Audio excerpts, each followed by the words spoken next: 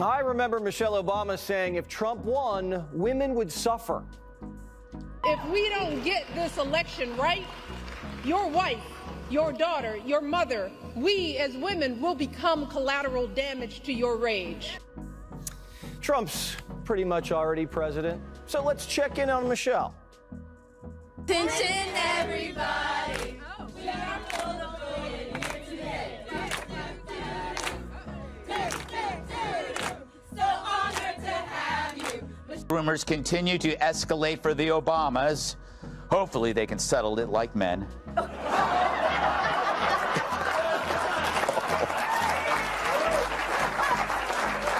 Never did we imagine Michelle Obama, queen of kale chips and inspirational slogans, would get verbally steamrolled by Jesse Waters and Greg Gutfeld. Yet here we are. Waters showed up with his trademark smirk, while Gutfeld dished out sarcasm like it had federal backing. Michelle? She looked like someone canceled leg day and her book tour in the same breath. What did they say that rattled her legacy like a crumbling daytime talk show set? Grab the popcorn, extra salty. You're going to want to watch this one unfold. Michelle Obama's new podcast is off to a slow start, ranked at number 34 on Spotify. In her defense, most people don't like her.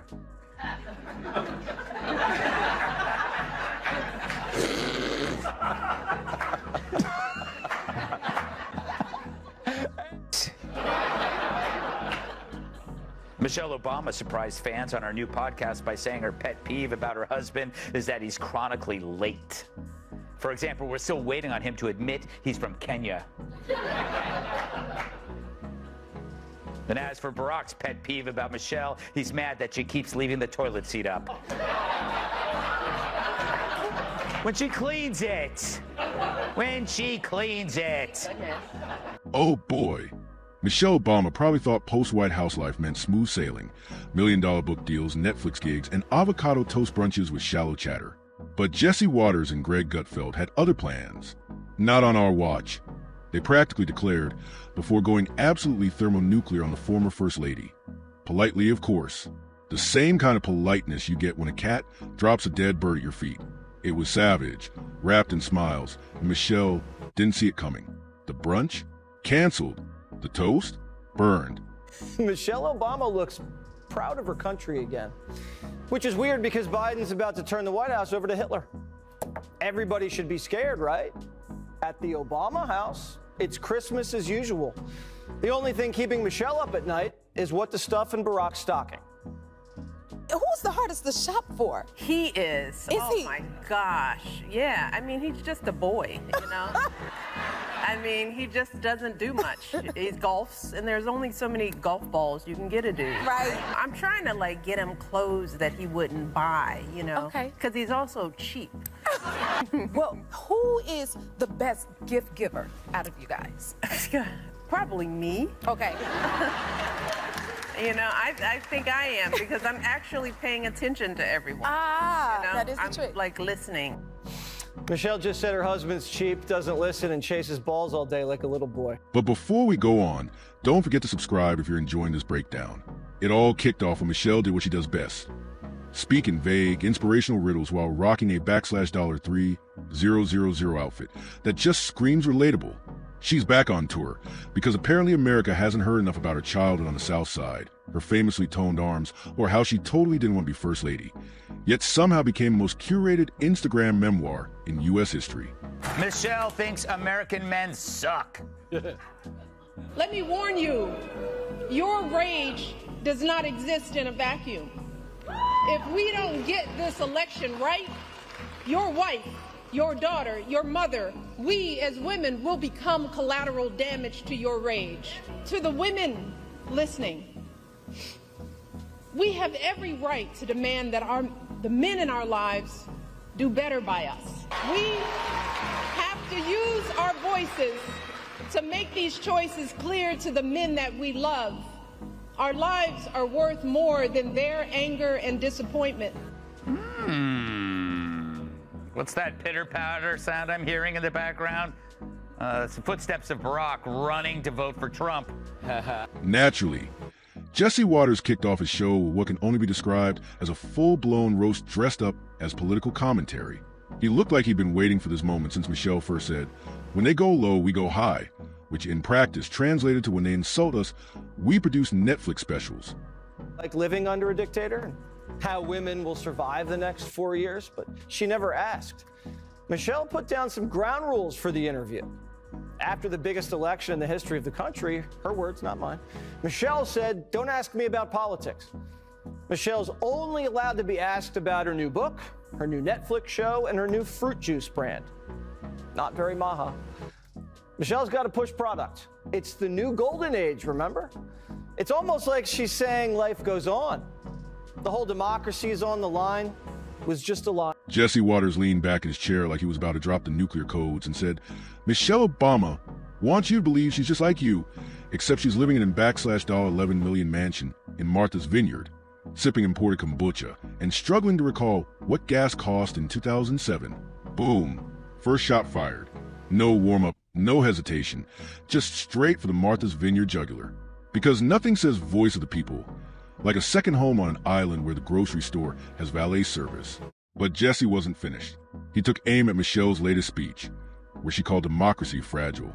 Jesse nearly burst out laughing, quipping, "Yeah, democracy is fragile, especially when you're not the one running it. Funny how democracy was rock solid when her husband was in office, but now it's suddenly Jenga in a windstorm." Then Greg Gutfeld jumped in on the 5 like he'd been warming up in the sarcasm batter's box. He mocked Michelle's tone, calling her 2024 warnings a political equivalent of an Instagram therapy session. According to Greg, Michelle speaks like a self-help audiobook recorded aboard a private jet. She says everything and absolutely nothing at the same time.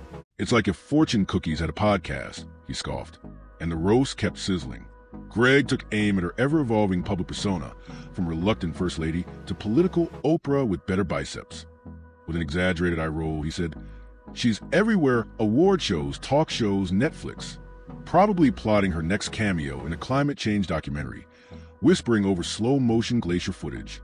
Like, who's consulting them on this stuff? Yeah. It's a woman, probably, also. It's a gay man. Nothing wrong with that, by the way. Tyrus. The men who are the real danger aren't the criminals or the illegal aliens. It's the guys that don't vote the way you want them to. The ignorance that she projected, as if the men are the only ones angry in the house. And just when you thought it couldn't get any pettier, Jesse came back swinging, tearing into Michelle Obama's coy political teasing for 2024. She says she's not running for president, Jesse said, but she's doing everything except announcing it. Books? Check. Tours? Check. Crying about the Constitution in a designer blouse? Check. What's next, he joked. A musical biopic where she plays herself and Barack is CGI'd in? Greg nearly fell off his chair laughing. Honestly, if Michelle did run, Jesse quipped, her campaign slogan would be reluctantly yours. Or better yet, still better than Joe. Pause for effect because, ouch, the accuracy? Chilling. Michelle has spent the last 7 years acting like running for president is beneath her, while casually building the most presidential brand since Kennedy gave us Camelot. She's Oprah meets Obama meets Beyonce meets a TED Talk that never ends, and Jesse wasn't letting it slide.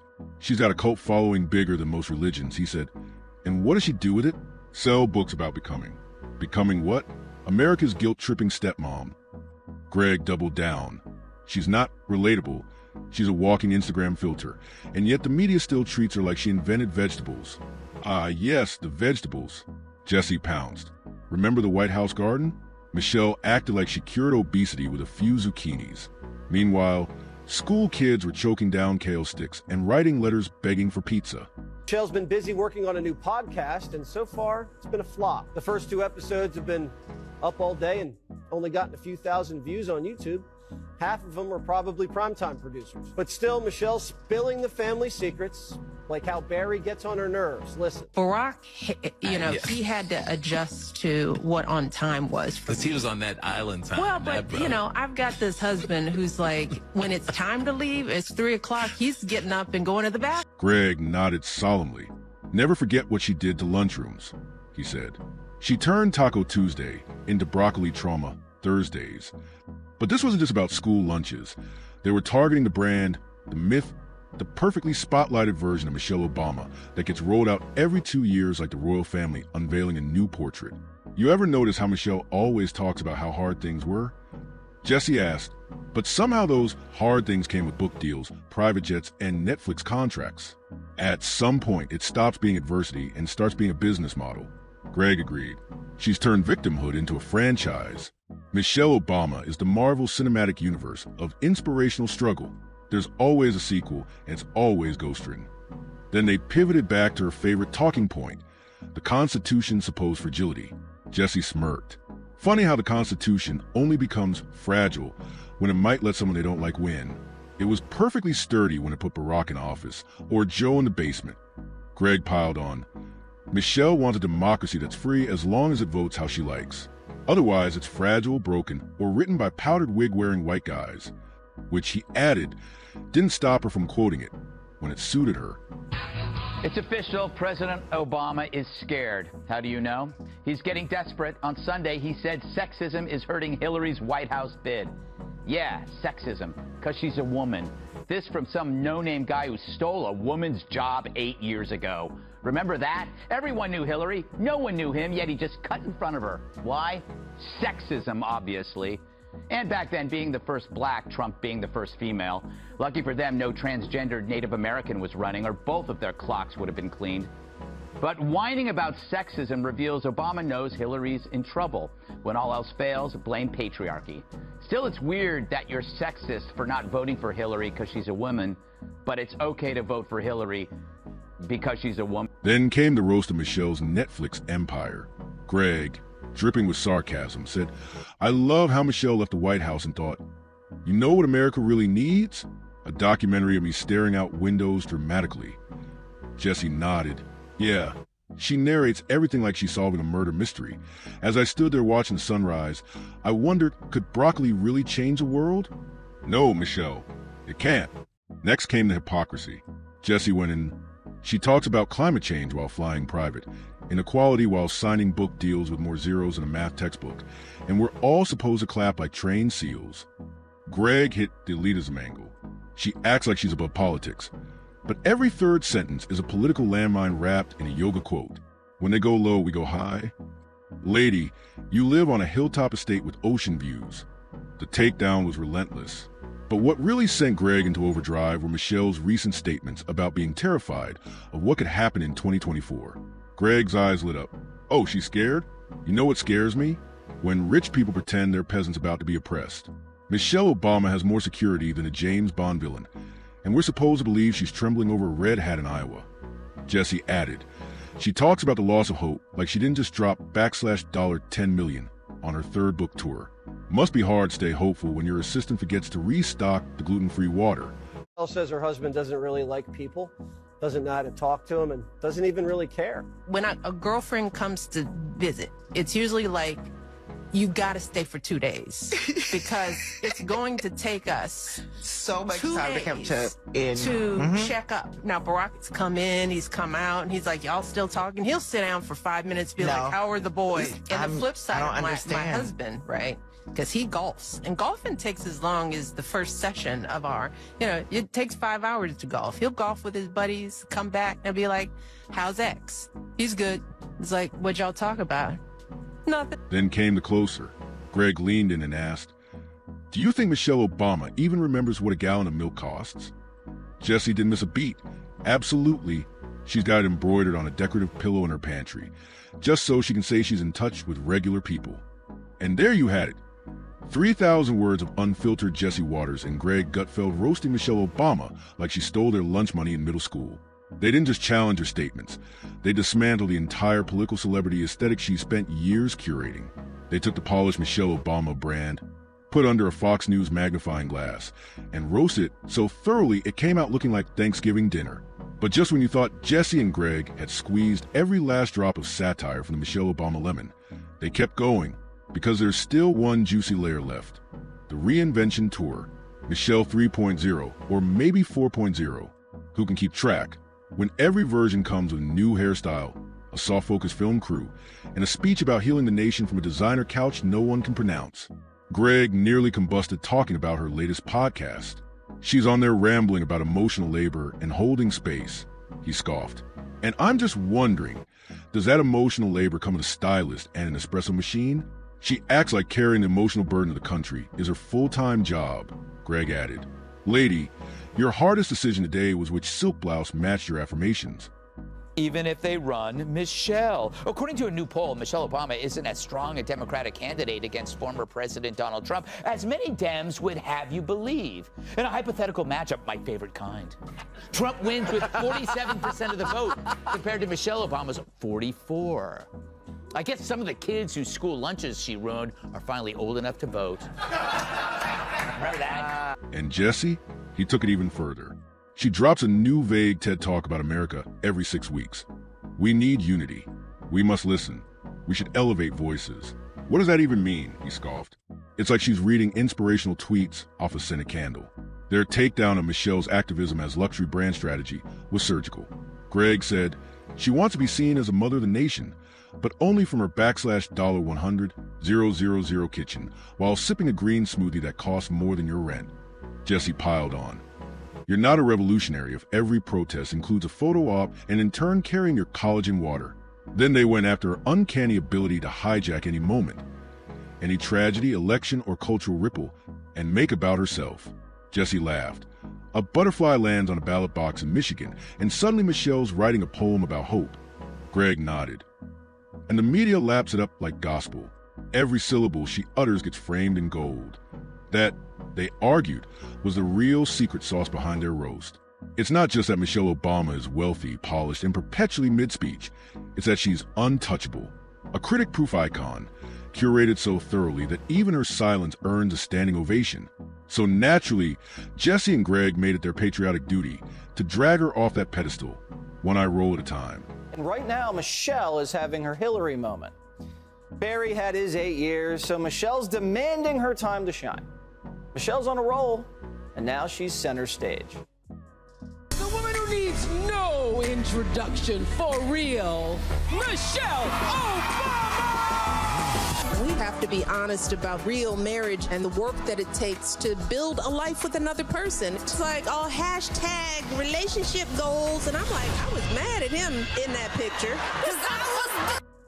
Michelle has a Netflix special with Oprah, and when Oprah taps you, that means it's your time.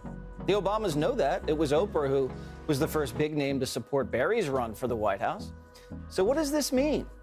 Well, for one, it means Michelle has another book, and she wants the world to know it's her world now, that she, not Barack, is the real star. Because in the end, their message was crystal clear. If Michelle Obama truly wants to be the conscience of America, she might consider stepping outside the echo chamber. Not every voter owns a Peloton or quotes Brené Brown before brunch. And maybe, just maybe, leadership isn't about vague metaphors whispered from a beachfront balcony. Sometimes it's just about showing up, no camera crew, no curated backdrop.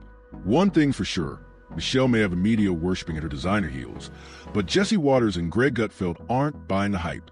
From KO crusades to podcast therapy sessions, they dismantle the glossy illusion with the precision of a Swiss watch. Whether she's gearing up for a campaign or simply collecting mansions like Monopoly pieces, Michelle's carefully crafted image just took a verbal smackdown. And if she wasn't planning a political comeback before this, well, after Jesse and Greg's scorched earth roast, she might want to rethink the whole relatable icon gig altogether.